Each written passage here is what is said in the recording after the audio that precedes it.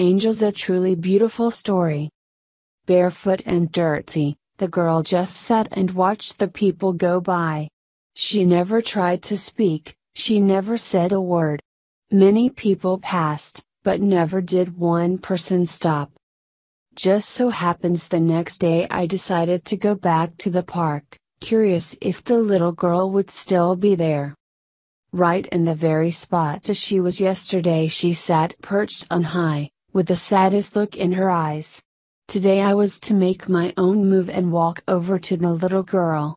As we all know, a park full of strange people is not a place for young children to play. As I began walking towards her, I could see the back of the little girl's dress indicated a deformity. I figured that was the reason the people just passed by and made no effort to help. As I got closer, the little girl slightly lowered her eyes to avoid my intent stare. I could see the shape of her back more clearly.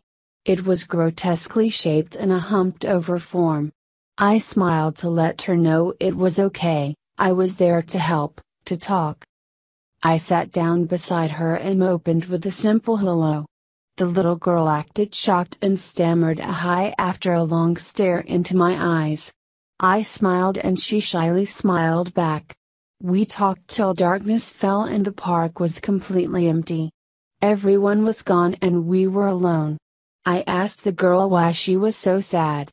The little girl looked at me and with a sad face said, "Because I'm different." I immediately said that you are.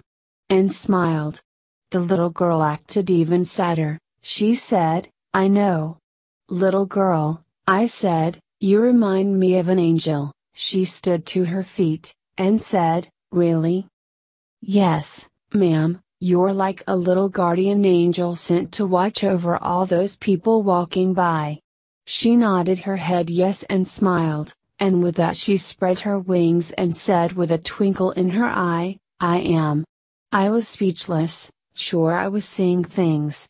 She said, "And since you thought of someone other than yourself, my job here is done."